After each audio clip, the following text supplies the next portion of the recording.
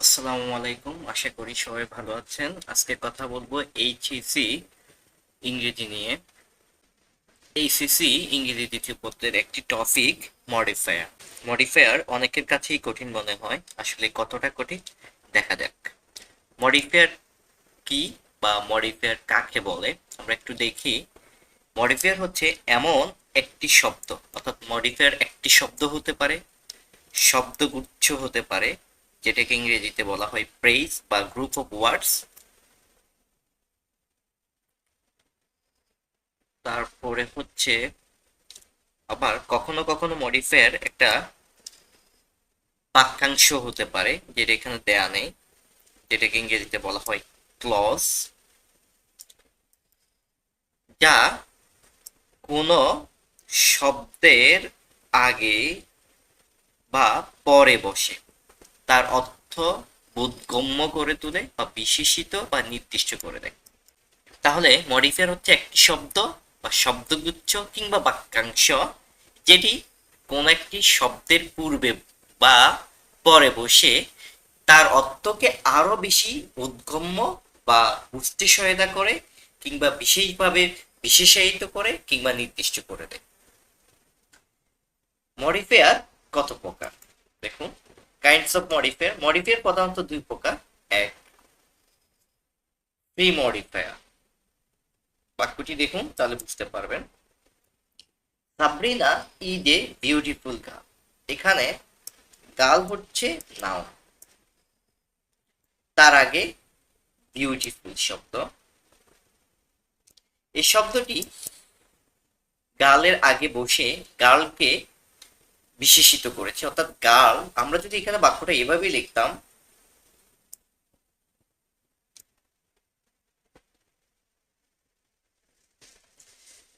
যে Sabrina is a girl, তাও বুঝাতো, কিন্তু গার্লটি কেমন সেটি বোঝানোর জন্য আমরা এখানে বিউটিফুলটা ব্যবহার করলাম, অর্থাৎ সাবরিনাকে আমরা বিশেষিত করে সাবরিনার অবস্থাকে আরো বেশি নির্দিষ্ট করে তুললাম।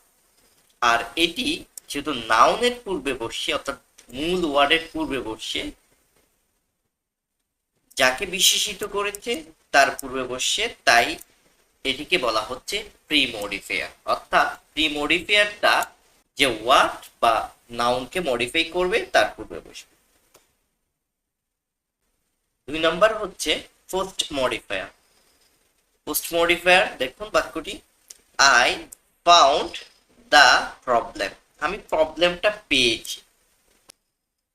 প্রবলেমটা কেমন পেয়েছি দেখুন, এখানে এই যে প্রবলেম, এই প্রবলেমের অবস্থাটা বর্ণনা করার জন্য সলভড ব্যবহার করা হয়েছে। এই সলভটি হচ্ছে এখানে পোস্ট মডিফায়ার, অর্থাৎ প্রবলেমটা আমি পেয়েছি সমাধানকৃত, অর্থাৎ যে সমস্যাটা ছিল আমি গিয়ে আমি এই সমস্যাটা সলভ করা অবস্থা পেয়েছি, এবং এই প্রবলেমের অবস্থাটা বর্ণনা করার জন্য সলভ প্রবলেমের পরে বসেছে, পরে বসে প্রবলেমের অবস্থাটা বিশেষিত করেছে বলেই এখানে এটি হচ্ছে ফার্স্ট মডিফায়ার। তাহলে আমরা বলতে পারি যে প্রি মডিফায়ারটা হচ্ছে পূর্বে বসবে, অর্থাৎ যে ওয়ার্ডকে মডিফাই করবে তার পূর্বে বসবে, এবং পোস্ট মডিফায়ার যে ওয়ার্ডকে মডিফাই করবে তার পরে বসবে। তিন নাম্বারটা দেখুন, ড্যাংলিং মডিফায়ার। বাক্যটা একটু দেখুন তাহলে বুঝতে পারবেন। Having finished the study, the radio was turned on. এখানে হ্যাভিং ফিনিশড, কে পড়াশোনাটা শেষ করেছে, অর্থাৎ পড়াশোনাটা শেষ করে রেডিওটা চালু করেছে। এখানে দেখুন এই বাক্যে সাবজেক্ট আছে দা, এই বাক্যে সাবজেক্ট আছে দা রেডিও, আর এইখানে কোনো সাবজেক্ট নেই। এখন যে এই রেডিওটা অন করেছে সে কে, আর এই যে এখানে পড়াশোনাটা শেষ করছে সে কে, সেটা আমাদের কাছে একটা অস্পষ্ট ধারণা দিয়েছে। সুতরাং এখানে কোনো ক্লিয়ার ধারণা পাওয়া যায়নি। আর এই যখন অবস্থা বা এইভাবে যখন কোনো কিছুকে মডিফাই করা হবে তখন তাকে বলা হবে ড্যাংলিং মডিফায়ার। ড্যাংলিং মডিফায়ার সংক্রান্ত বিস্তৃত আলোচনা পরে করা হবে। যখন কোনো শব্দ অন্য আরেকটি শব্দকে মডিফাই করে তখন তা দুটি পার্টস অফ স্পিচে পরিণত হয়, একটি অ্যাডজেক্টিভ আর আরেকটি হচ্ছে অ্যাডভার্ব। অর্থাৎ সকল মডিফায়ারকে আমরা অ্যাডজেক্টিভ অথবা অ্যাডভার্ব হিসেবে চিহ্নিত করতে পারি। এই যে এখানে লেখা আছে, এই যে মনে রাখা উচিত কোন শব্দ অন্য আরেকটি শব্দকে মডিফাই করে তখন তা দুটি পার্টস অফ স্পিচ এ রূপান্তর হয়, অর্থাৎ সকল মডিফায়ারকে অ্যাডজেক্টিভ অথবা অ্যাডভার্ব হিসেবে চিহ্নিত করা যায়। অ্যাডজেক্টিভ, অ্যাডজেক্টিভ কাকে মডিফাই করে? এই দেখুন, অ্যাডজেক্টিভ কাকে মডিফাই করে? অ্যাডজেক্টিভ নাউন বা প্রনাউনকে মডিফাই করে। আর অ্যাডভার্ব, অ্যাডভার্ব নিজেকে অ্যাডজেক্টিভ কিংবা ভার্বকে মডিফাই করতে পারে। আমরা বাক্যগুলো দেখি তাহলে বুঝতে পারবো। দেখুন, he is a very good boy, এই বাক্যে কতগুলো মডিফায়ার রয়েছে। প্রথমত দেখুন, একদম শেষের যে ওয়ার্ডটা সেটি হচ্ছে নাউন।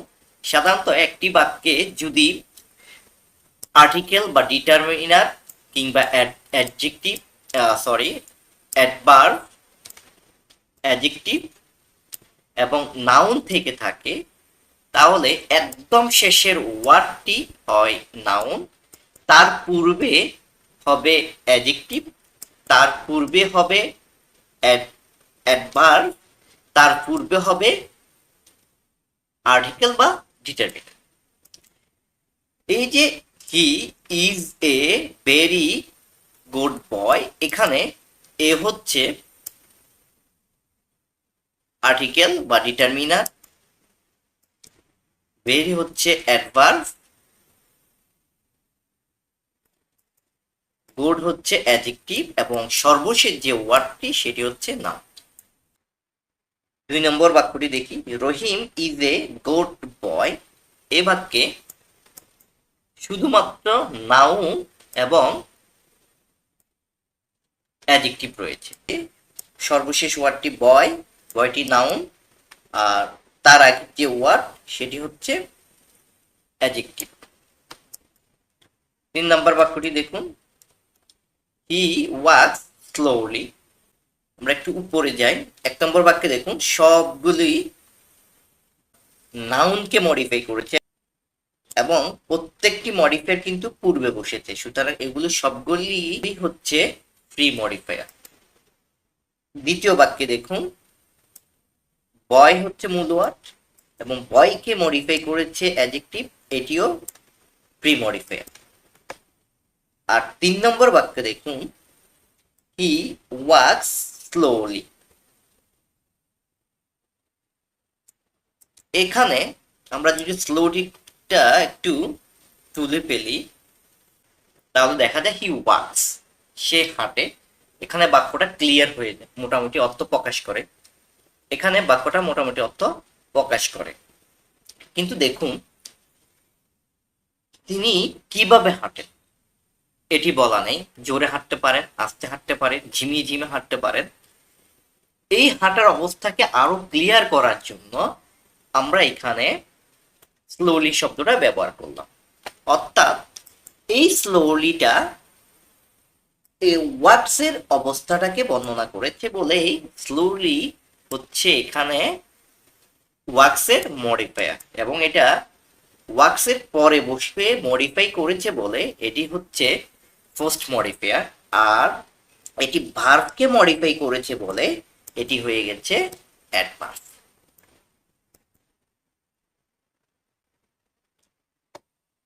দেখুন পরের বাক্যে,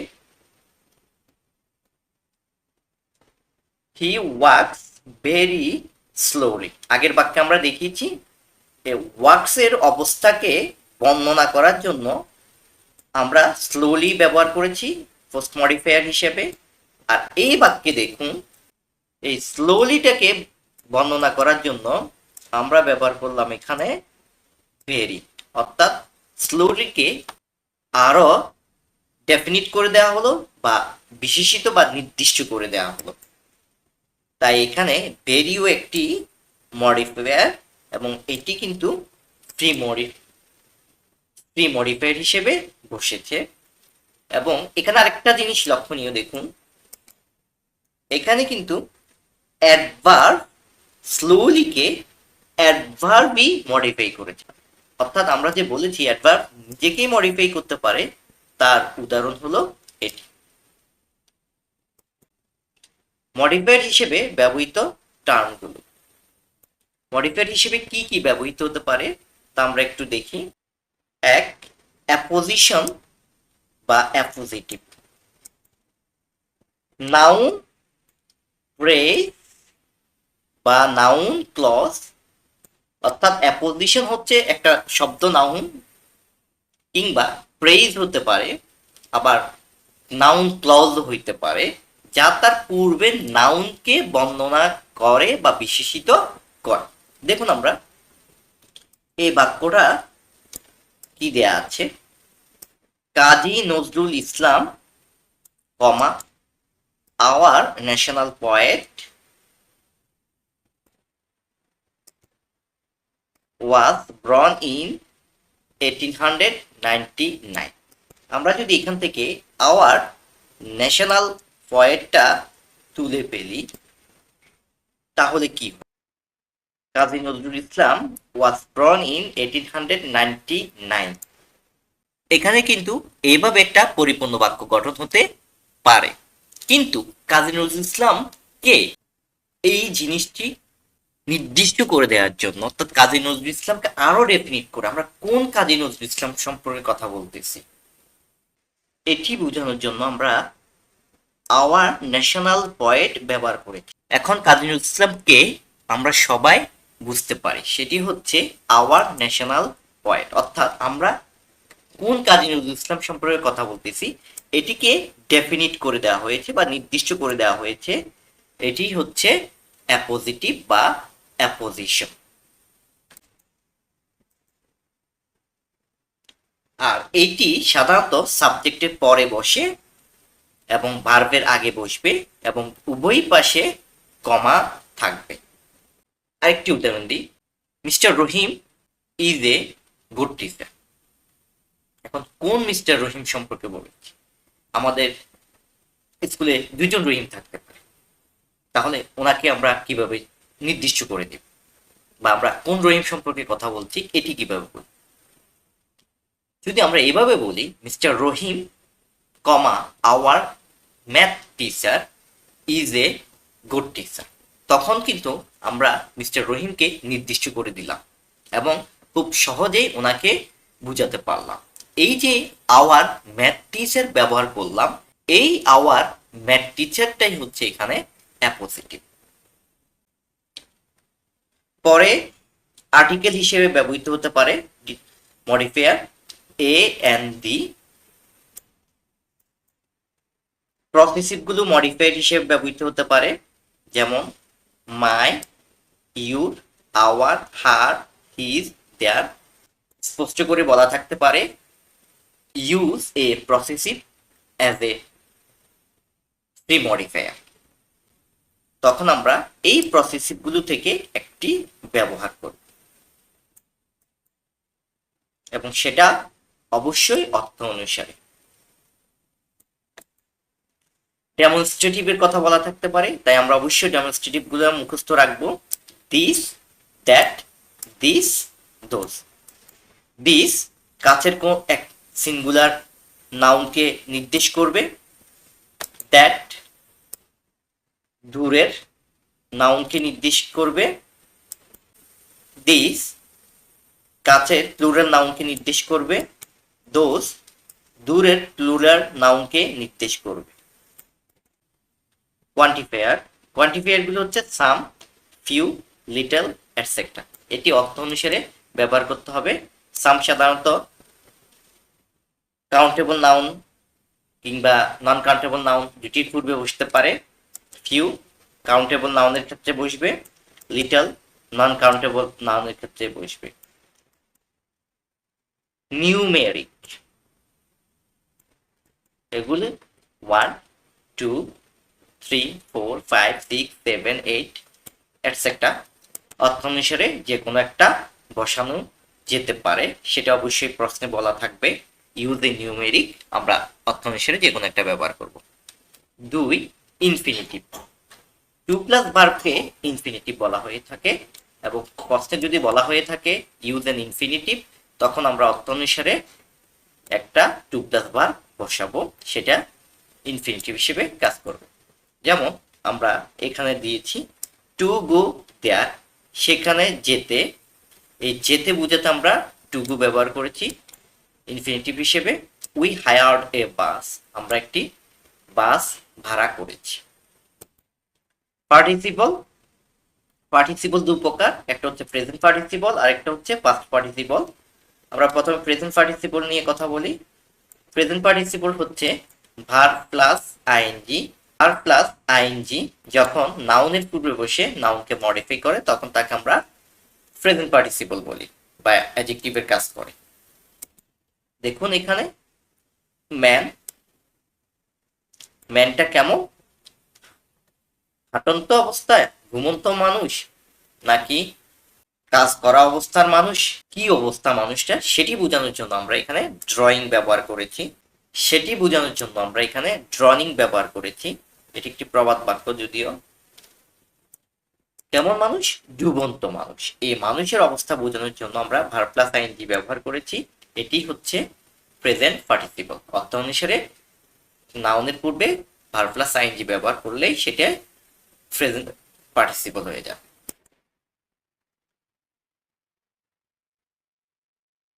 participle phrase, verb plus ING one word or more words ব্যবহার করলে সেটি হয়ে যাবে প্রেজেন্ট পার্টিসিপল। দেখুন এ বার্কিং ডগ, এটি একটি পার্টিসিপল ফ্রেজ, অর্থাৎ এখানে পার্টিসিপলের সাথে আরো একটি ওয়ার্ড এই ডগকে মডিফাই করেছে বা নির্দিষ্ট করে দিয়েছে, এটি হচ্ছে পার্টিসিপল ফ্রেজ। 3 নম্বরে দেখুন পাস্ট পার্টিসিপল।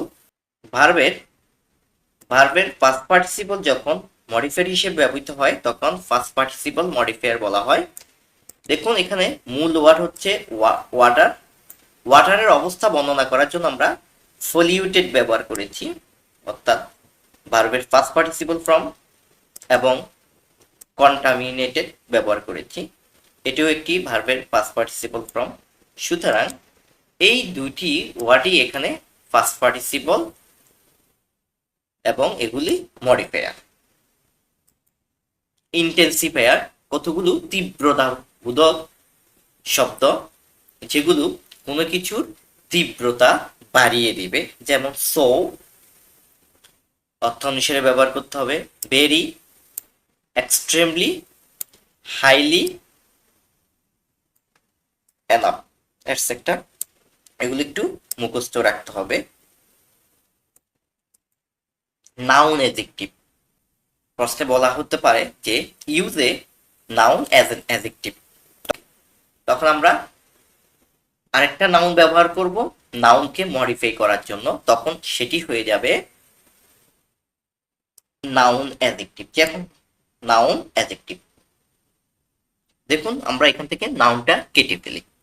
এখন ক্লাস তো অনেক রকমের হতে পারে। কি ক্লাস হবে? ইংলিশ ক্লাস, নাকি ম্যাথ ক্লাস, নাকি বাংলা ক্লাস? তাই আমরা একটা শব্দ যোগ করলাম ইংলিশ। ইংলিশ শব্দটাই নাউন, কিন্তু এখানে ক্লাসকে ডেফিনিট করেছে এবং নির্দিষ্ট করে দিয়েছে বলে এখানে ক্লাসের অ্যাডজেক্টিভ হিসেবে ব্যবহৃত হয়েছে। আর এটি যেহেতু মূলত নাউন, তাই একে নাউন অ্যাডজেক্টিভ বলা হয়। অ্যাডভার্বিয়াল ফ্রেজ, কতগুলো ফ্রেজ রয়েছে যেগুলোকে আমরা মডিফায়ার হিসেবে ব্যবহার করতে পারি। সাধারণত সেগুলো ভার্বের পরে বসে। At random, at the moment, at present, at this moment, etcetera. Relative clause, clause যখন আরেকটা ক্লজকে মডিফাই করে তখন তাকে রিলেটিভ ক্লজ বলা হয় এবং তাকে মডিফাইং ক্লাস বলা হয়ে থাকে। এখানে দেখুন ইট ইজ দ্য বয়, এটা সে বয়, শেষ। কিন্তু কোন বয়? আমরা যদি এখান থেকে দ্যাট লস্ট হিজ মোবাইল এটা একটু তুলে দিই, দেখুন তাহলে ইট ইজ দ্য বয়, কোন বয়? যে কোনো একটা বয় হতে পারে। কিন্তু আমরা যখন এখানে দ্যাট লস্ট হিজ মোবাইলটা দিয়ে দিই, তাহলে এখানে বালকটাকে আরো বেশি নির্দিষ্ট করে দেয় যে বালকটি মোবাইল হারিয়েছে। এখন অনেক বালকই তো হতে পারে যে মার খেয়েছে, হারিয়ে গিয়েছে, ভালো খেলেছে। তাই বালকের অবস্থাটা নির্দিষ্ট করার জন্য আমরা যখন আরেকটা ক্লজ ব্যবহার করব, তাকে বলা হবে রিলেটিভ ক্লজ বা মডিফাইং ক্লজ। এখানে আমরা দ্যাট লস্ট হিজ মোবাইল এটি ব্যবহার করে বালকের অবস্থাটাকে আরো নির্দিষ্ট করে দিয়েছি, এবং এটি একটি ক্লজ, তাই একে বলা হচ্ছে রিলেটিভ ক্লজ। এরপরে দেখুন কম্পাউন্ড অ্যাডজেক্টিভ। যখন একাধিক অ্যাডজেক্টিভ মিলে কোনো নাউনকে মডিফাই করবে, তখন তাকে বলা হবে কম্পাউন্ড অ্যাডজেক্টিভ। এই বাক্যে দেখুন নাউন হচ্ছে ম্যান, আর তার আগে বসে হার্ড ওয়ার্কিং। হার্ড একটা অ্যাডজেক্টিভ, ওয়ার্কিং আরেকটা অ্যাডজেক্টিভ, দুইটা অ্যাডজেক্টিভ একসাথে বসে ম্যানকে মডিফাই করেছে, তাই এটি একটি কম্পাউন্ড অ্যাডজেক্টিভ। আমাদেরকে যখন কম্পাউন্ড অ্যাডজেক্টিভ ব্যবহার করার কথা বলা হবে, তখন আমরা দুইটা অ্যাডজেক্টিভকে এভাবে হাইফেন দিয়ে ব্যবহার করব, সেটা অবশ্যই অর্থ অনুসারে। প্রিপোজিশনাল ফ্রেজ, এটিও মডিফায়ার হিসেবে ব্যবহৃত হতে পারে। দেখুন the man with a red arm band is his uncle. মানুষটা, ওখানে অনেকগুলো মানুষ ছিল, মানুষকে নির্দিষ্ট করার জন্য আমরা কি বললাম? With a red arm band. তাই অনেকগুলো মানুষ থেকে আরো নির্দিষ্ট করে বলার জন্য আমরা একটা প্রিপোজিশনাল ফ্রেজ ব্যবহার করলাম, আর এটিও একটি মডিফায়ার যেটা মানুষকে মডিফাই করেছে, এবং এটি একটি ফার্স্ট মডিফায়ার। সুতরাং প্রিপোজিশনাল ফ্রেজও কিন্তু মডিফায়ার হিসেবে ব্যবহার করতে হতে পারে।